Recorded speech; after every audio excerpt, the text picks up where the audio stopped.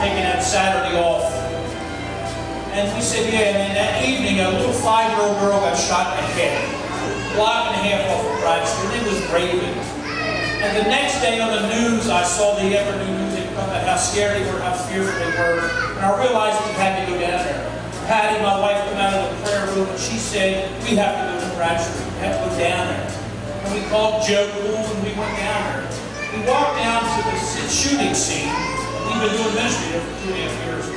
Walked around the corner on Wilhelm Street. And there was 4 women sitting there.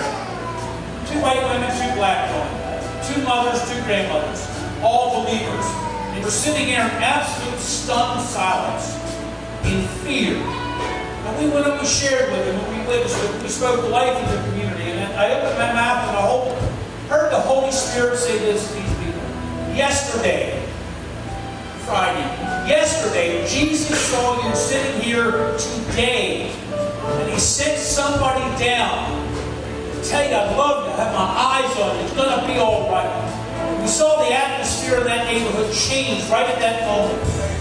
When you come to the realization that yesterday, Jesus saw you here today with your needs and your problems. See, you just didn't come in here and it happened. He said, oh my, look at her. No, it happened before. When we talk about Jehovah Jireh, it doesn't mean He just provides. It means a while back, He provided. And we went down to that neighborhood to tell them it was okay.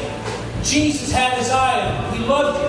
But when I came back, I realized the story from 2 months earlier of a woman I stopped to share with. And she said, no, you prayed with me last week. No, you prayed with me last week. I said, do you need prayer? I said, do you need prayer? And she said, yeah. And I said, what's the problem? She said, I don't know how to tell you this. And she said, Monday, she's 26 years old, had her 10-year-old son with her, which meant she started having children at an early age. She said, Monday, I went to the abortion clinic and I had an abortion.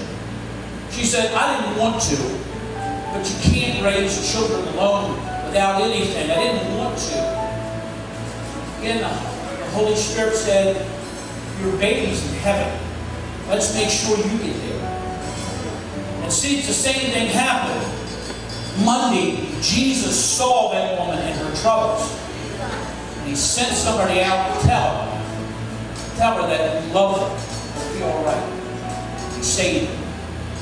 That's what we're required to do in the church. Take it out of here to that world out there. So Jesus wants to send us all out there. Not just us. We don't think having here with that because we're special. We haven't happened because we're available. And the cure to every problem out there, His name is Jesus. Somebody say Jesus. Somebody say Jesus.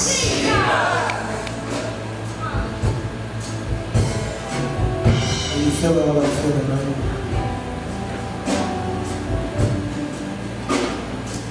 5-year-old girl. I have a 3-year-old daughter. A 6-month-old daughter. Pastor Paul, I don't have a clue. One of them was shot. But because one of our soul winners are in the streets of our city, there was hope beyond the hope. The only hope that we have. I hear the psalmist says, my hope is built on nothing less than Jesus' blood and righteousness.